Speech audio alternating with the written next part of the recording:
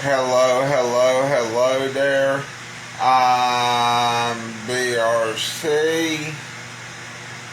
Welcome to EBCVtv number 3. I bet you're wondering what is in this cup before we get started. No, it's not beer. No, it's not vodka. No, it's not rum. No, it's not tequila. It's just flavored water. See? Actually, I can't show you. It's just gonna spill out. Damn it.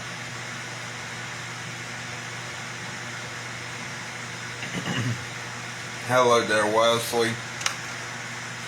Now, I bet you're wondering what are we gonna react to on Netflix. Well, I can't show you the footage of the Netflix show. I'm trying to think, what show should we watch? I'm trying to think here. Well, see, I guess The Unexplained is going on Netflix here soon. But let's watch some in front. Well, actually, no, I don't want to watch The Unexplained. Forget that.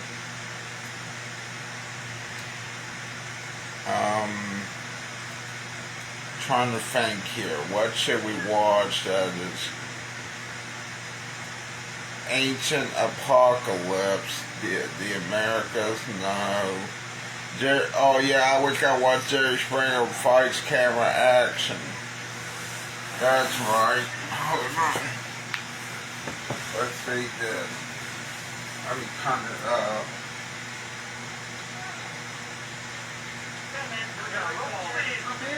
Yeah, okay,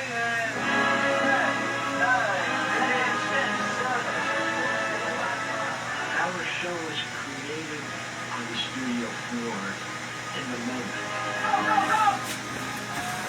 Sound like the Kane's theme song at first. And yes, I can see your comment, Wesley. That's what it sounds like. Thank you very much. Hey, welcome to the show. Today's guests say their relationships are so bizarre, they have to keep them a secret. I can tell you why they kept it a secret, probably because they were committing incest just like Shane Storm does. He's been together with his wife for 10 years. Let's meet his wife. Please welcome her to the show. Mark's wife.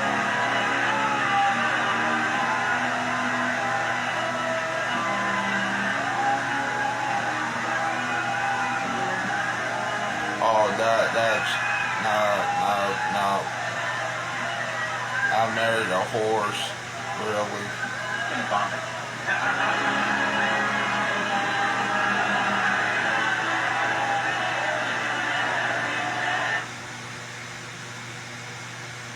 Greatest love story ever told. This guy ran a horse.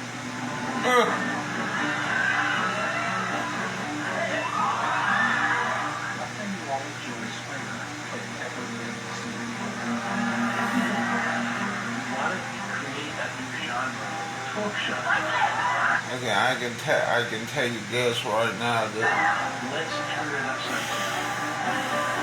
It was the inception of American shock culture. Yep, shock culture is right.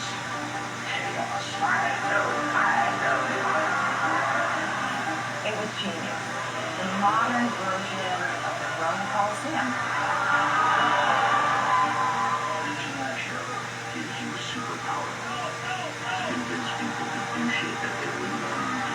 Get out there and make my door! Or in the middle of a big crisis in your life. Vulgar, vile, exploitative. Gary, absolutely. But the guests are the guests. You don't cross that line. Producers were calling the fight. Very dangerous. No, I would not. There's no line. If I could kill someone on television, I would execute him on television. It's our worst nightmare. A triangle comes on the show and then they kill each other. This is it. After this, I'm never talking about this fucking show ever again. Jerry Springer Fights Camera Action.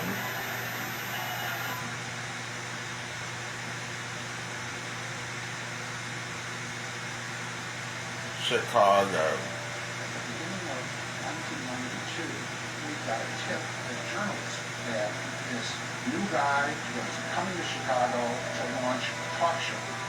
Well, we've seen them advertised in newspaper inserts and on television sets. No, not television set.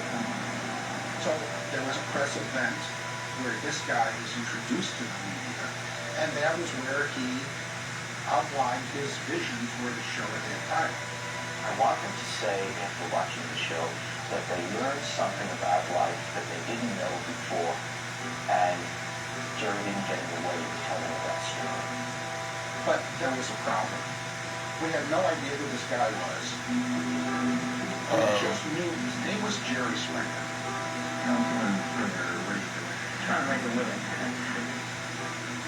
Apparently he was former mayor of Cincinnati, and had also been very successful in television news as a news anchor and as a news commentator. Good evening, America's third historic guide, right along with the space shuttle Discovery. Company that they used for, that Jerry was starting a talk show and they were going to host it. And that, I think, was the idea that I would do news at night. We're going to see you again tomorrow. Until then, take care of yourself. And he said, good night. Good night. And then do the talk shows during the day. So it started out serious.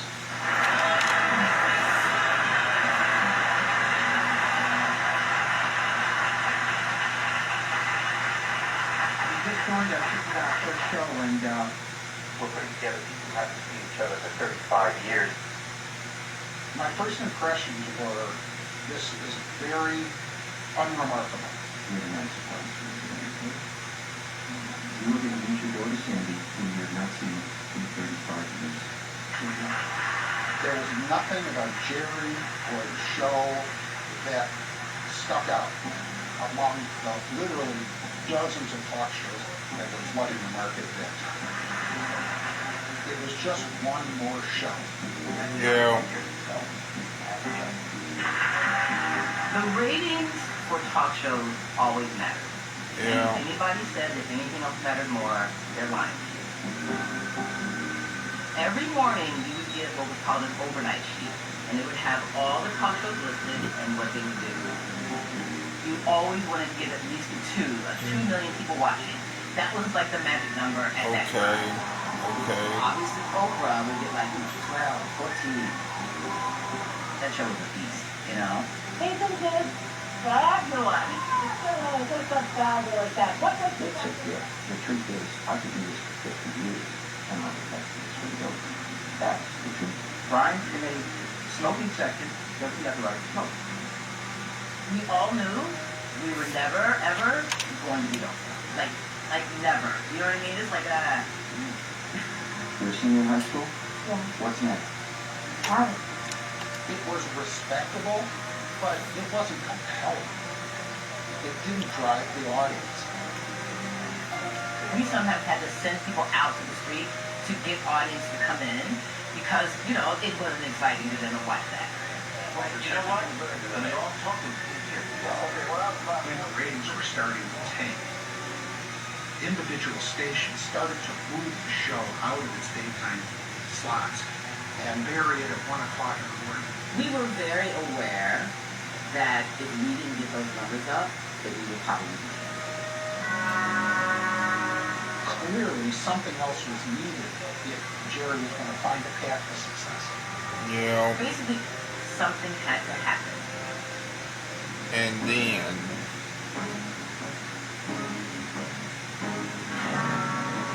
I Richard thought the show was Donner. terrible. It was just boring. You had a terrible host, a terrible show. The audience is 90. So I took over the show as an executive producer. The vision that I had that I wanted everybody to pull into was, let's take a talk show and let's turn it upside down. Let's make it wild. Let's make it sexy. Let's welcome Richard Dominic. Richard, Because that's what I was known for. Richard Dominic was always first and foremost a showman. That's what he was trained to do. you write the headlines, and you can swear to me, unequivocally, that everything in here is true. Absolutely true. Two-headed man sings in stereo. When I was working for the tabloids, my job was crazy headlines. And what I noticed is that once that became the front page, the sales were going up. Poster possessed by the devil. How do you know it's possessed by the devil? Can you see that, Richard? Satan with. I mean, nobody was Bigfoot's love slave. But people bought it 100% true. Beyond the shadow of a doubt. just because life is hard. You know, oh my God, I gotta get up, oh, my back hurts, oh, I can't pay this bill. Oh, Elvis is in a UFO. I want to read that. It takes you away from your world into another world.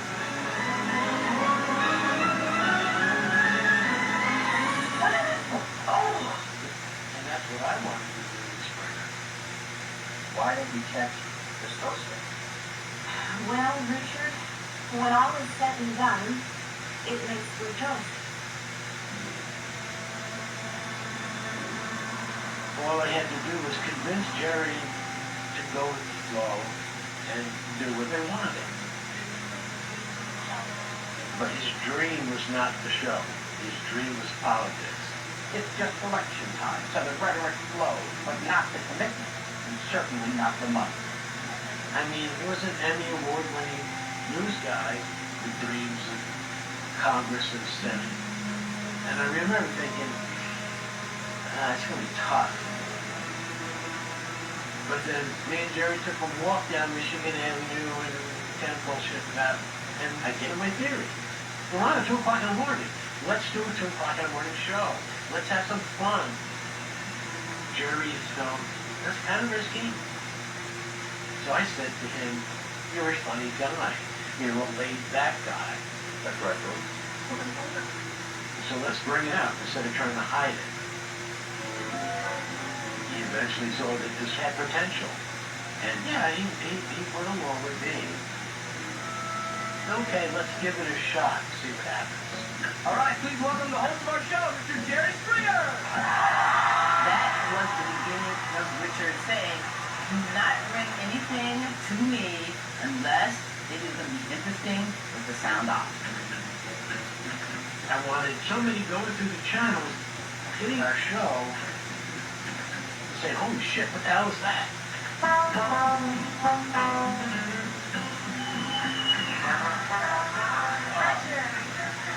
Well, it just doesn't matter what I ask you. That's what it was about. It was about getting people to stop.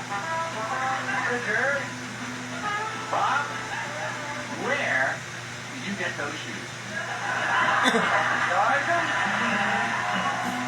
It started out to be a very funny, sexy kind of show. Basically, anything I could get away with at 2 o'clock in the morning. I work, but I'm on a diet. You might see some tits, might see, somebody doing a rap. It's like a party.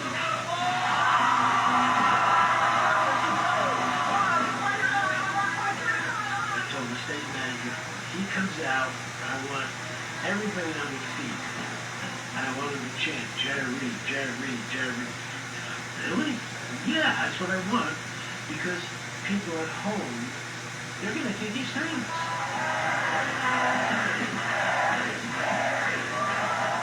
That was kind of like the beginning maybe of the metamorphosis on the show. It was the fact that we kind of made him a little more fly. You know what I mean?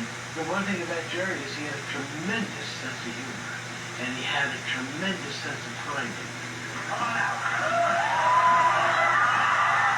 And you can see the passion he brought to the audience. Any thoughts about which woman is here to confront me from the past? I began like... Anybody? Hey, Mike, huh? Suddenly, he loosened up. And that's what made it work. He made it work. Tell me about that one night stand. I have to tell you because I'm not going to lie anymore. I used to be a man at one time.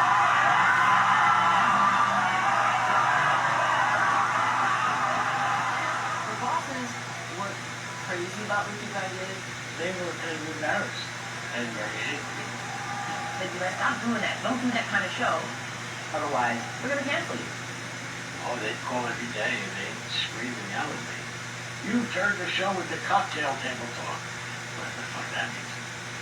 So I had to be the tough guy. I had to lay down the law. I had to call them and say, this is what the audience at home wants. I mean, they weren't happy about it, but then the numbers would come in. So like, okay, do you want us to like help the little kid over here and get a 1.9, or I have the pimp in the prostitute only get a 3.7?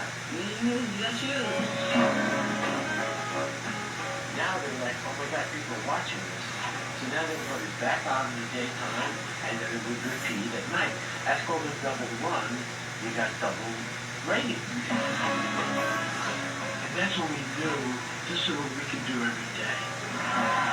Not just that the show was great and entertaining, it was that people loved Jerry. And that formula saved the show. It was exciting.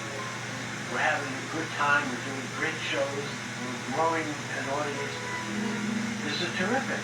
Oh, great. But now it's saved. Let's see how far we can go. Today in an exclusive interview, we're going to talk to Earl Z, a man who tunneled his own penis. It looks like chaos on TV, but the producers had to really organize that whole thing. My desk was very similar to this. No, my desk was very relevant. I had come from the tabloid world, so obviously Richard was looking for people who thought that way. And the minute I was hired on it, it was crazy intense. Irene, where are you? I need you to move really quick. This is Studio B in Chicago. Now, for the first time, we take you behind the scenes to find out how we make the Jerry Springer Show. Richard was scary, probably still scary. You know, he sat behind his desk smoking a big cigar. Take the camera up and me, go shoot all that. If anybody's got a problem, tell me something. Whereas Jerry, everybody likes him. You meet him and he's like the dad you want to have. You know, he's calm and he's nice and he's self-deprecating. And to be able to combine this kind of highbrow personality with these everyday lowbrow problems, it was genius. It really was. It worked. Melinda speaking. If you don't have a story, you don't have a show. If you don't have guests, you don't have a show. The story's for everything. So you had to have stories. But to do it all by yourself is almost impossible. I mean, it's a lot. So I needed help right away. And that's when I interviewed Toby.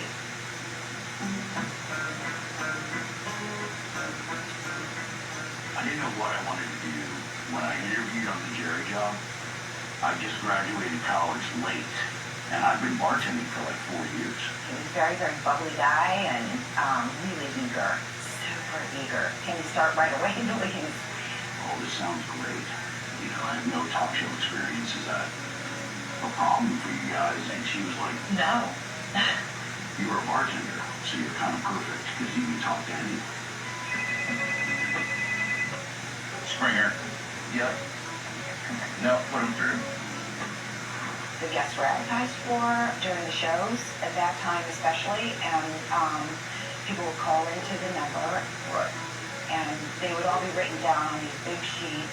Are you in a strange and unusual relationship and want to tell people? Are you cheating on your spouse and you want to surprise them? Yeah. Whatever it was, this was their chance to tell their story. Okay, tough. It was very high pressure. From Free Monday. Whoa, this is an interesting documentary so far.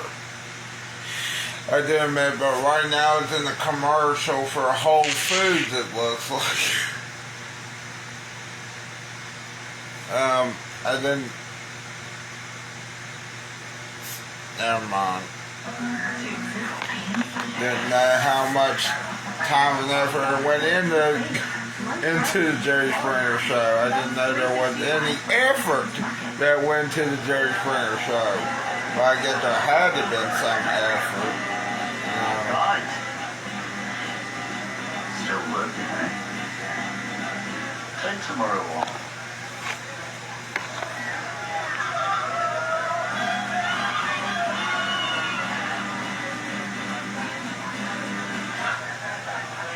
Keys. Let me sit up. I want good money. And the cow goes next.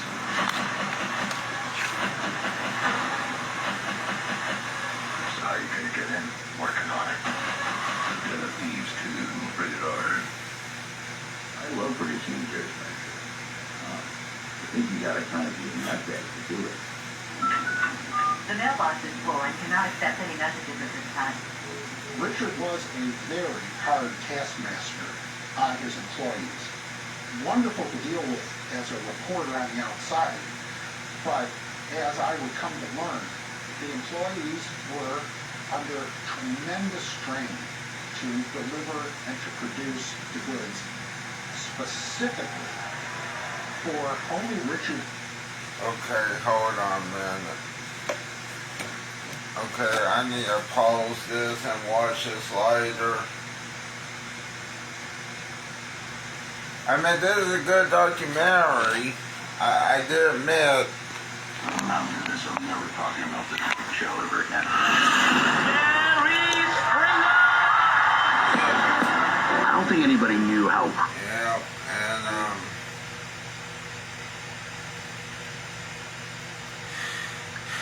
and that's why we have Netflix now.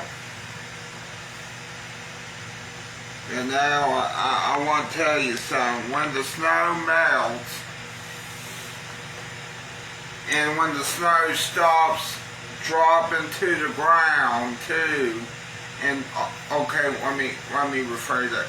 When the snow stops dropping to the ground and the snow melts, or something like that, you know.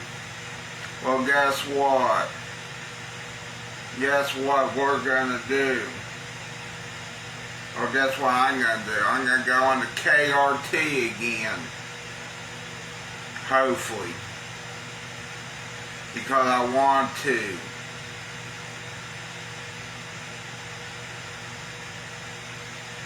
Because I want to, because I can, and because I got a bunch of passes I need to get rid of.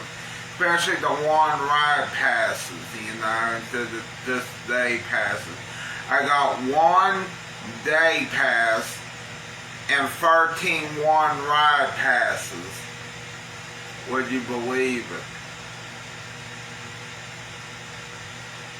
Hold on a minute, let's get to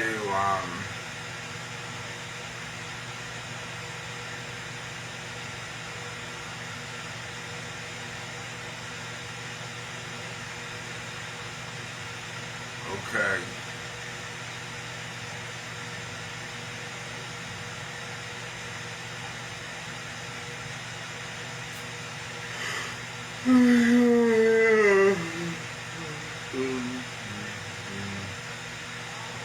Originally this was going to be only a Netflix,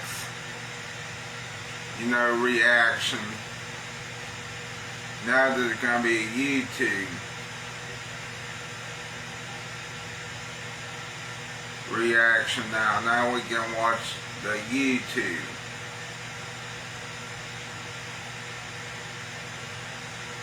Now let's go to Cowboy Kent Rollins.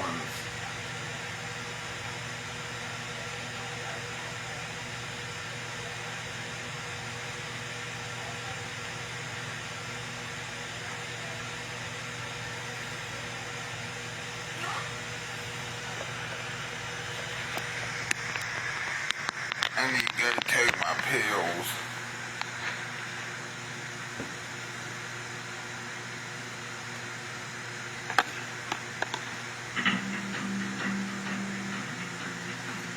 Sorry they couldn't see the Jerry Springer documentary, but I don't want to risk getting a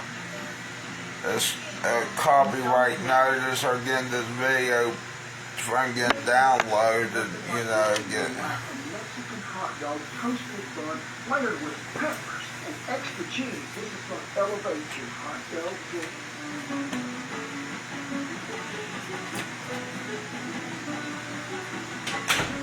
We are refining the hot dog.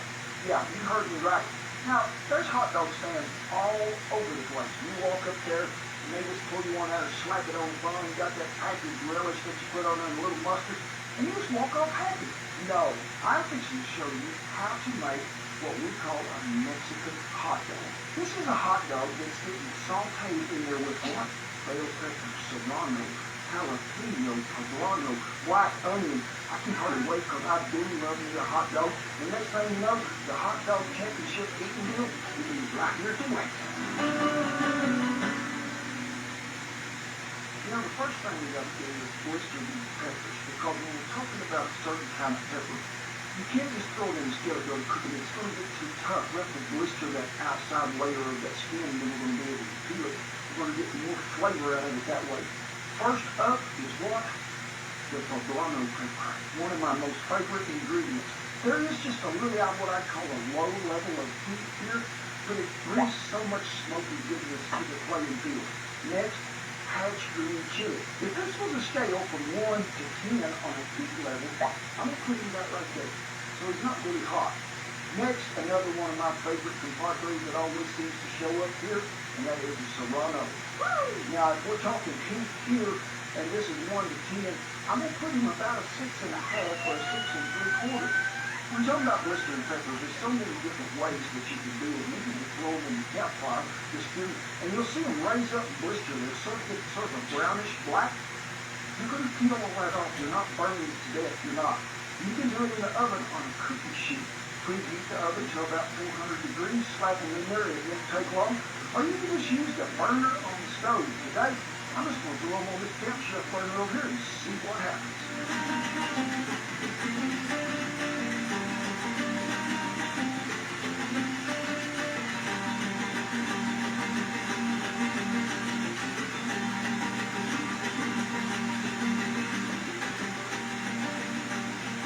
Well, you'll see me do this many times when we blister a pepper. Put it in a sack, add a little water, tie it up, let it sit 5 or 10 minutes. And then I just like to rub them around in the sack first, because it's going to loosen up all that skin. And then we'll just see what's happening before you get in it. There's a lot of that stuff done peeled off there. It's so easy to get off now. Now, I will tell you for certain, if you do this over a grill, or you do it in a campfire, you're even going to get more flavor out of there because you're getting some more of that smokiness. Now, I just like to take the back side of the knife and just go along here and see what's coming off easy. Sometimes you got a little piece there at the end that don't want to do it, but this is just added flavor too, folks. It ain't going to hurt you.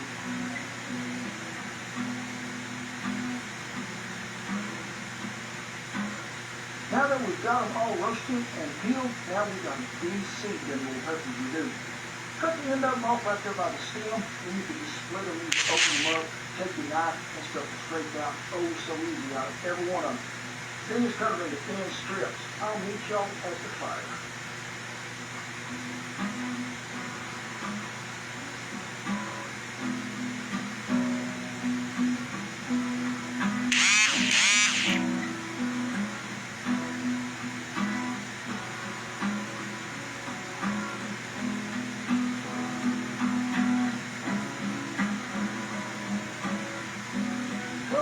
Slice me up 2 bell peppers and half of a white onion.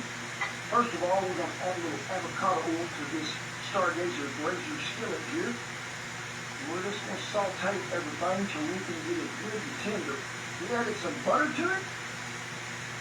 Now, in goes the bell pepper and the onions. Because remember, they weren't blistered and peeled.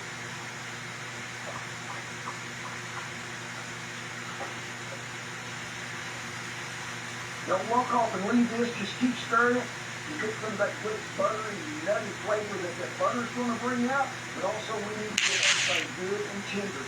Then we'll throw in them other chilies.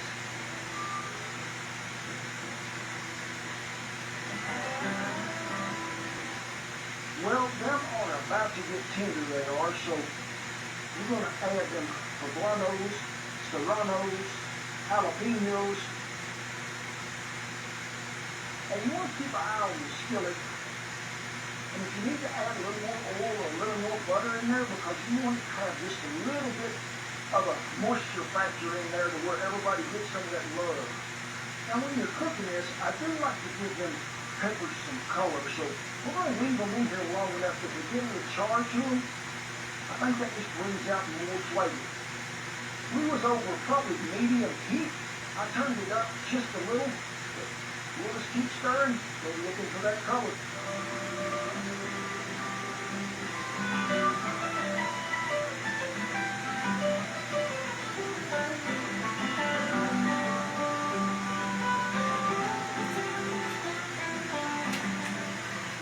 You see what? Oh my gosh, that was some huge,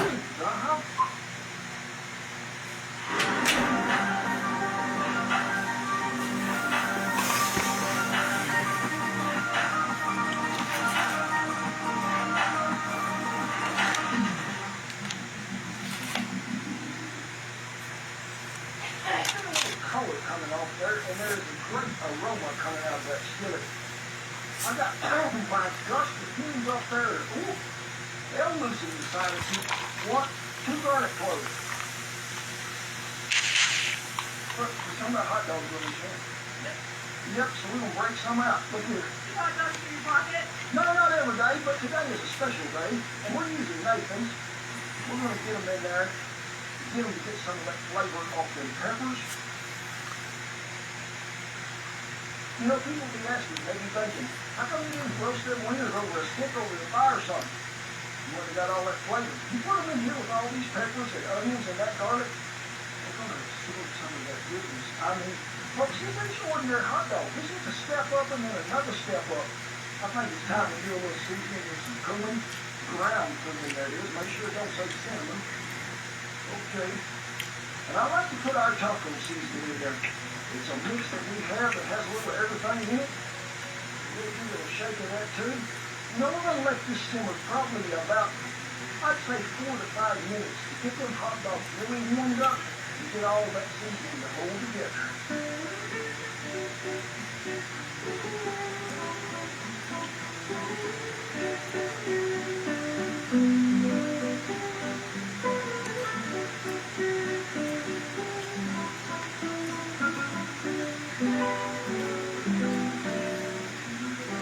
First method, pumpkin big flat tortilla. You're going to get it hot, then we'll flip it over. Come here, buddy. I know that there's going to be cheese involved later, so I'm going to go ahead and give you back base. Good. Little snout. Y'all seen the camera bubble, it was good beige. Alright, we're getting pretty close to getting warmed up here, visitor. I'm going to turn that down to low. For the tortilla method, you know them crap seeds that short? I just think they melt better than anything. I love them on a grilled cheese. No, you're not getting any more cheese, buddy. This is mine. I got to have it, okay? Tell you what, if I've got an extra over here, let me see. Let me see if I got an extra. I just happen to have one extra. Hey, I did. Come here. Duker is the biggest cheese dog I believe I've ever seen. He loves some cheese. His next favorite food is mashed potatoes. Now, as you can see that cheese begins to melt, I'm going to go ahead. I like to layer this top and bottom. It's not just a topping. Make sure you get some of everybody. You know that we've got a yellow one in there, so you'll get him. There's a red one. It's got some of that great flavor that it got for being all loved up in there. So we've got to have more topping, because we've got to have some on top. Look, we don't burn our fingers. We're going to fold it this way. Then we're going to fold it this way. Tuck and roll. We're just going to let it sit there just a minute and get some good color and sear up. And we've got to get the big burrito size to get this done, because I want you to buy them big hot dogs. Not none of them little videos that you can be just slipping in there. You want to leave it in that cast iron skillet, rolling around so you get that golden brown color on all sides. But now we're moving on to the second method.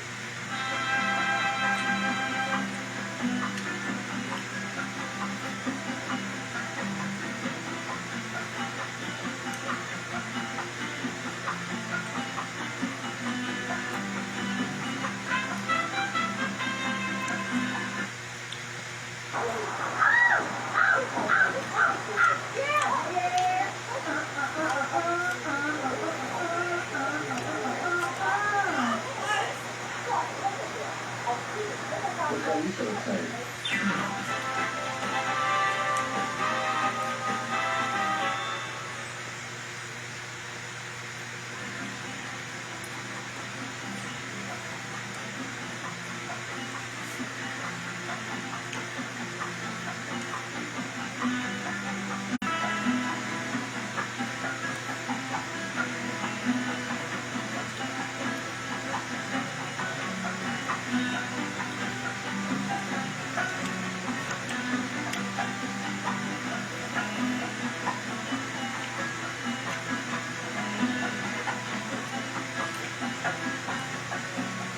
Done deal, and phew, it's pretty as a brand new penny it is. Now, we used to hoagie roll. You could use a hot dog bun, but let me tell you, you get overcrowded in the boat with the hot dog bun. You need something that's deep enough that'll hold everything. So melt you some butter there to skillet. Split them where they just open up just right. Toast up inside of it. If you get them toasted just right, turn them over and layer some of that cheesy goodness in there. And then go back to that pepper mixture. And then the hot dog, and then more pepper mixture, and more cheese, get them all around together. I've been waiting for this moment for 2 hours and 64 minutes. I'm about ready to take me a bite, Chef. I use pepper jack and cheddar. Except in this one, now remember this is just that old crafty, easy milk American cheese. Well, I'm excited to see which one you like better. Sure, so I'm going to start right here, because I do love a tortilla. And you put on? So much flavor comes out from all the peppers.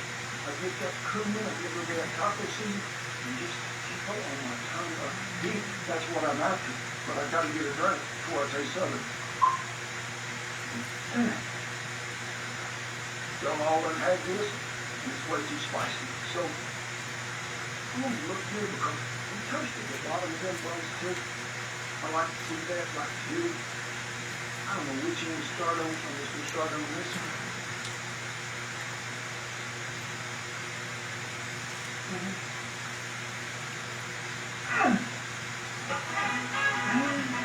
Yeah, dog.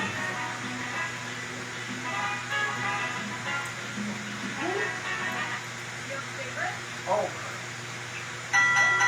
for the win right here. I think it is the toasted bread that you really get the crunch from that brings it out. But there's so much flavor there that it's just soaked down into that bread with that butter as well. I'm going to tell you, whichever method you choose, you're a winner. You've got elevated your hot dog in it. Now, I'm putting mustard on there. No condiments, none whatsoever. But I'll tell you something that would really be good in there would be our spicy sweet green chili mustard.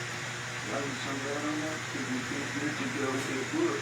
But as always, great pride, privilege, and honor that I give my hat to all servicemen and women and all the veterans that have kept that old flag flying over camp. We commend you all, we do. Let's take it. I'm going to leave you with something that I think you need. Half of one of these because I'm going to eat the other half. God bless you each and every one, and I'll see you in Mexican hot dog tray. Please slice them into three. You okay? Shake it.